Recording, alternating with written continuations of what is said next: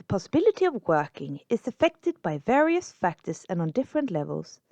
The possibility of working does not solely depend on the individual, but also on managers in organizations and enterprises that shape and create the conditions for employees in the workplace and the working environment through decisions and measures. These measures may, for example, be about leadership, formal and informal leaders, working hours, access to competence development, climate, organizational culture, and attitudes toward ages.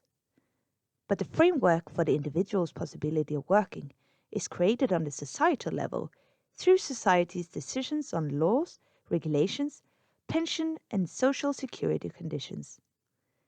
The laws and regulations of society also rules the organizations and managers' possibility of offering measures for their employees.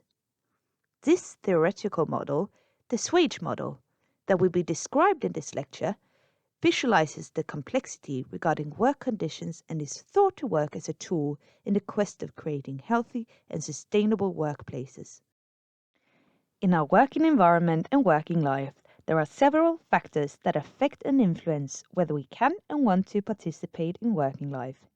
These factors can be divided into 9 areas.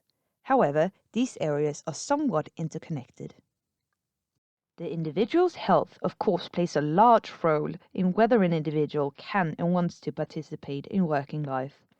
Both individuals' self-rated health, in other words, their own experience of well-being, as well as diagnosis, functional variations and injuries that the individual may have, are significant to whether the individual can and wants to participate in working life. The physical work environment that the individual is situated in, care, workload, accidents, and risks that the individual is exposed to through their physical work environment is of importance to whether an individual wants to and is able to participate in working life.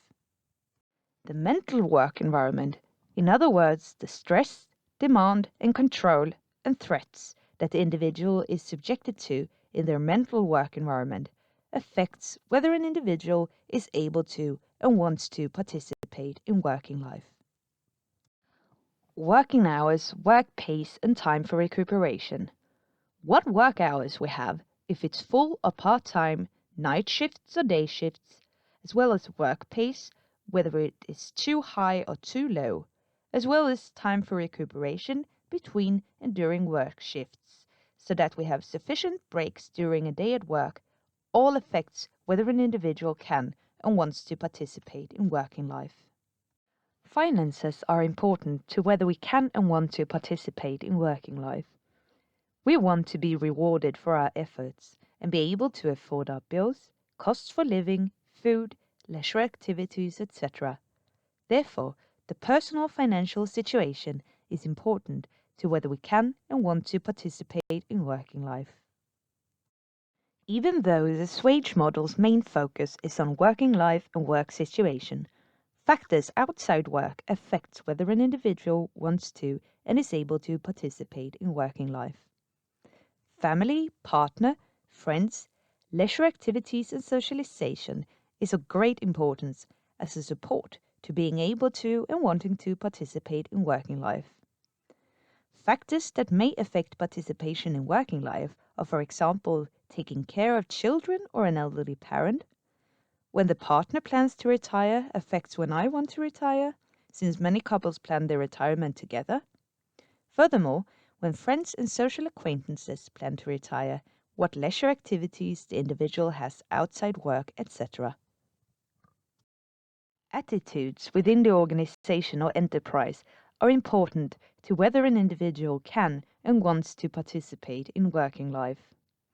The social support the individual receives at work from managers and co-workers, whether the individual experiences social inclusion and social support, whether the individual is subjected to disregard and discrimination, for example, ageism, but also all other grounds for discrimination. The manager's support in these topics is of great importance. What also affects whether an individual wants to and is able to participate in working life is the experience of work satisfaction, the experience of stimulation in work, whether work activities and tasks make the employee experience self-fulfillment, that individual experience the core of their work and work tasks as meaningful and important. Furthermore, an individual's competence, skills, knowledge, and development are crucial.